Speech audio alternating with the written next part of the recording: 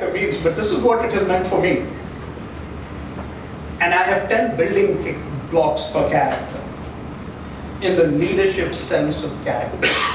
So the first is, remember we talked about it's a capability to inspire people. Right? That's what we began as a definition. So the first building block for me is being inspirational.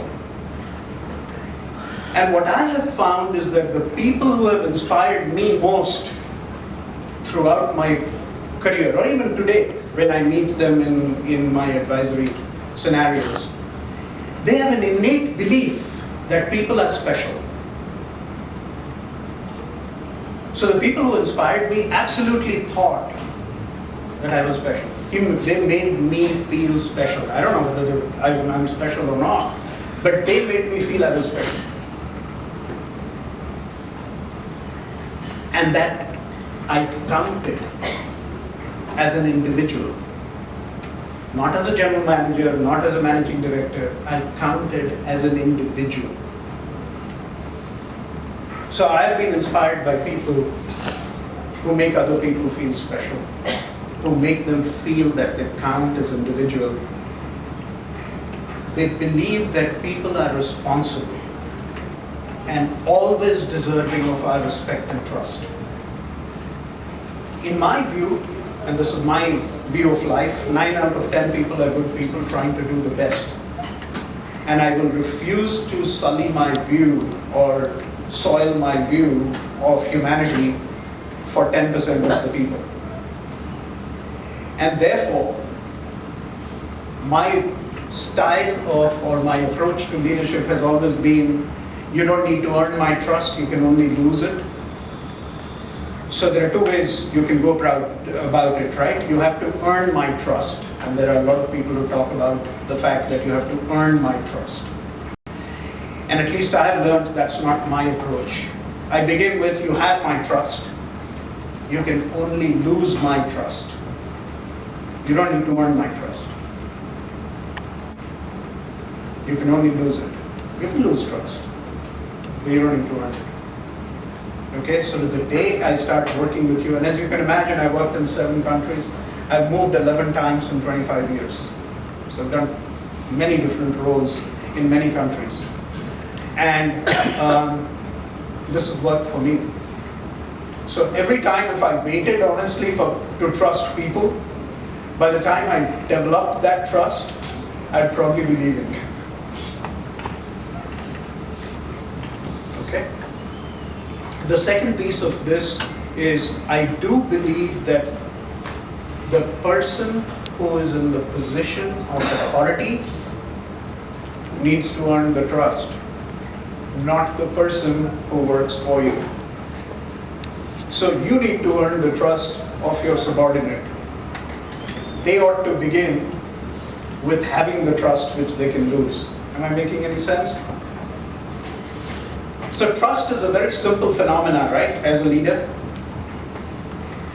Trust is not too hard to define. Do what you say and do it over time. Do it again and again and again. Do what you say and do it over time. Then people trust you, right? Your customers will trust you if you do what you say and do it again and again and again. Same thing with your people, right? And that's what I learned in my business, that because I was moving around so much, I had to simply do what I said. And I didn't worry about the time aspect. It would take people 6 months, 1 year to figure out whether they could trust me or not trust me. And if I didn't, if I didn't do what I said, they shouldn't trust me. And if I did what I said again and again, they'd probably trust me. So that's the first aspect of character. The second aspect of character is this, and the next few I'm going to talk about, at least the next 3, is all about balance. It's about and. And I believe one of the most important tasks of leadership is to be able to manage conflicting ideas, conflicting thoughts. And one of the first aspects of it is humility and self-confidence. So being humble and yet being self-confident at the same time. Unfortunately, we see many times self-confidence, people become abrasive. People have this thing about being aggressive. I don't know what it means. And why you have to be so arrogant. So sometimes it goes into arrogance. And we have to watch against that. So the more you can balance humility and self-confidence, and doing that together, you're probably, at least for me, what I've learned is those people inspire me a lot, who are humble and yet very confident. And they're very firm and in their resolve, and they're very determined to succeed. So many entrepreneurs I admire have failed several times, but they've never given up. And their humility is most reflected in the fact that they're always learning. If you're not humble, you don't learn. If you're not learning, you've stopped growing as a human being. So it's this balance. I learned perhaps my first lesson on this many years ago, and my father was a doctor, and like many doctors so forth, he finished medicine in '46, and his job was going to small towns, villages, and providing medical services like several people. And there's not much good education there, and being the son of a doctor who's God, you start thinking you're God's God, right? So my mother literally beat it into us that no, you're not better than anyone else. And then I left home at about the age of 5 to go mostly into boarding schools to study. And I remember getting onto the train, and probably not her words, but she asked me, do you remember I keep telling you you're not better than anyone else? And I said, yes, of course. So what does it have to do with me going to this big city and among people who are all going to be very smart? And she said, but remember, no one's smarter than you. No one's better than you. And so if we could develop this yin and yang, if you will, that I'm not better than anyone else and no one is better than me, I think we'll be okay.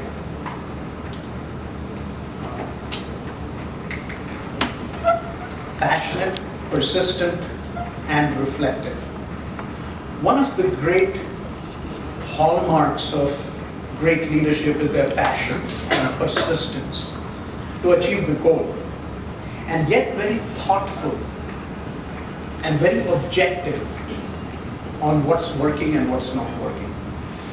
So most great leaders are not afraid to change the way they get to the goal, and they don't get, and unfortunately many of us get tied to the way versus getting to the goal, right? So if you have determination and passion to reach your goal, but are totally flexible on how you get there, we are probably going to be okay. And those are the kind of people who I've admired. In the same context, I find great leaders to be focused and courageous.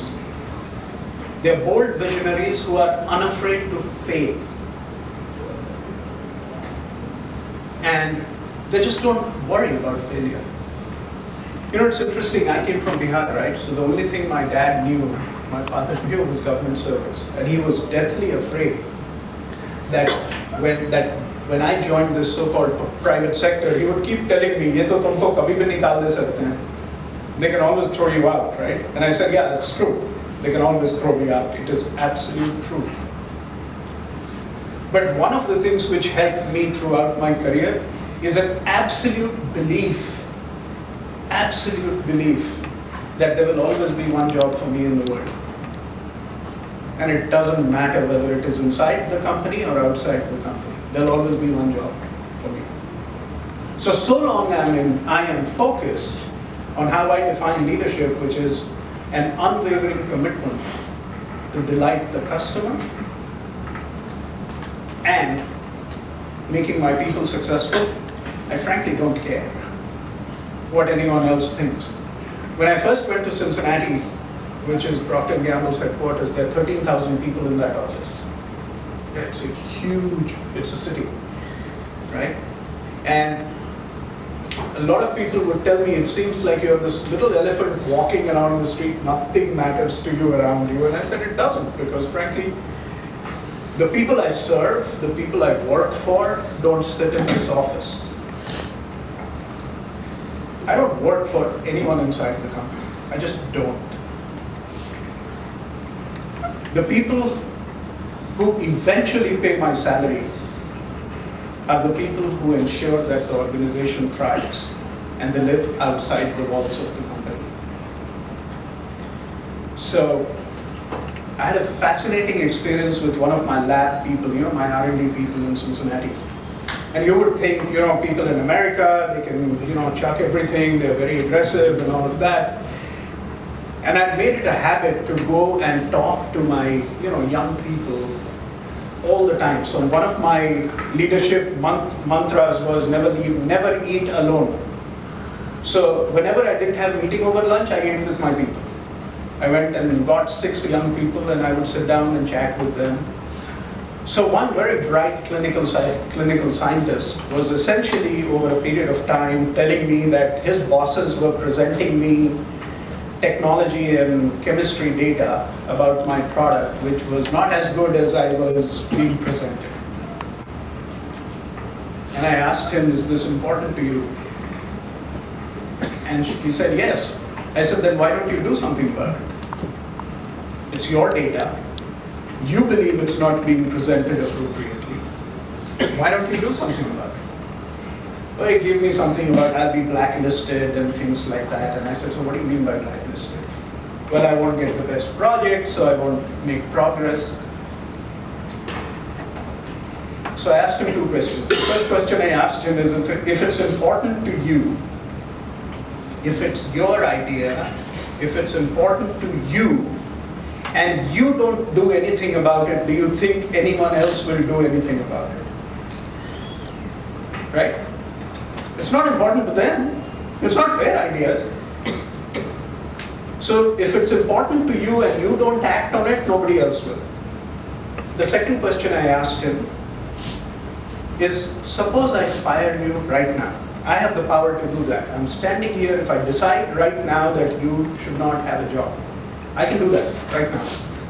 Suppose I do it. How long will it take you to find a job? And he told me 2 weeks. 2 weeks.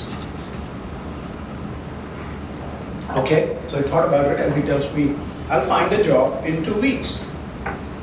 So, okay, great. How much money will you earn? And he thinks about it a little more. And he said, probably 15% more than what I make. I said, then what the hell are you afraid of? I fire you, in 2 weeks you have a job where you are earning 15% more. Why are you so afraid? So sometimes I think we put shackles on ourselves, which stops us from doing what we think is important. It's a big, wide world out there. There are lots of opportunities. So probably that is how I see leadership courage is unafraid to fail and don't worry about the inside. Do what's right for the people you serve. Okay? And now, so what's the counterbalance to that? And the counterbalance is unquestionable integrity. And you're completely steeped in values. One of the reasons I left my airline job is because the ownership and I could not see our way to values which would be similar. I don't care, honestly. I've chosen to live life by a certain code of ethics. And if I can't, I don't need to be in that organization. So, it is my belief that great leaders are totally focused on their customer, do what is right for them. Don't worry about the inside politics and who wants to listen to what and what the boss will want to hear. It's completely irrelevant. It's who cares who the boss is. Today there's one, tomorrow there'll be another. Now maybe I'm creating a revolution out here and I didn't come to create a revolution. But that's how I've always felt. But the counterbalance to it is unquestionably integrity, completely steeped in values. Okay? So these are my first 5. Great leaders are very adaptable. The only thing which is constant is change. That's the only thing which is constant in life.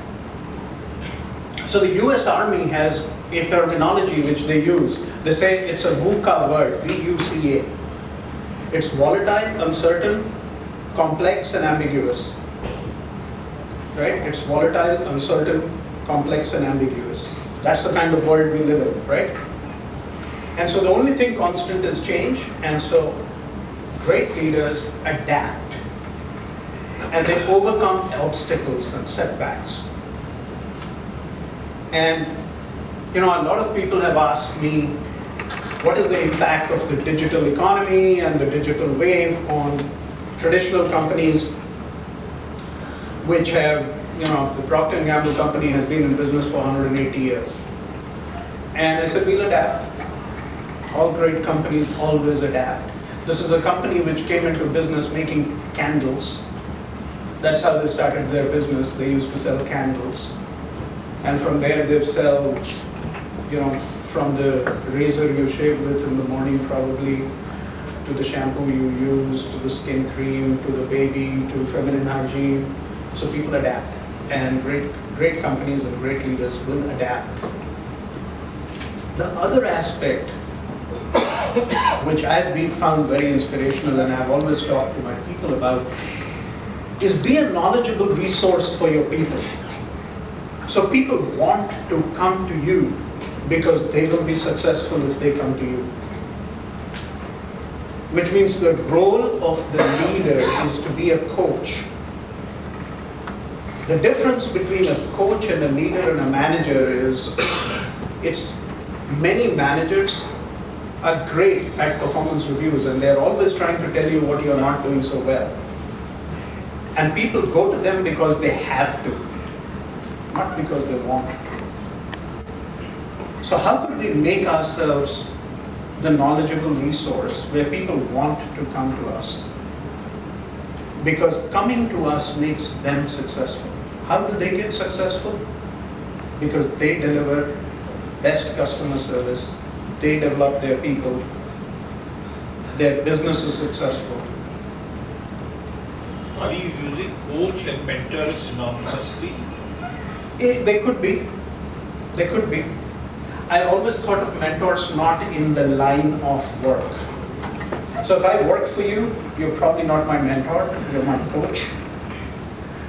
Somebody else sitting not in my direct line is my mentor. And I've always used that to develop people development systems. Because when you're in your direct line, there are some things which I don't want to talk with you. Frankly, the question is, was he a great leader? And a number of people in these talks have asked me, is Steve Jobs a great leader? And I said, I don't know. It hasn't been proven yet. I will know that when Apple consistently produces the kind of innovations which he did. And so far they haven't proven that. They've done incremental innovation since the day Steve Jobs died. He was a genius innovator. I don't know whether he left a cadre of people. Remember, the second aspect of leadership is make sure your people are the best they can be. So did he create a company which was so genius-centric that once he's gone, they don't know how to really innovate big. And I haven't seen a big innovation from Apple since he's dead. So I don't know. When I see it, I'll believe it. The other two and the last two in the character aspects of leadership is team first. Great leaders are all about, they are dedicated to people development. They really rejoice in the success of their people. They are happiest when their people are successful.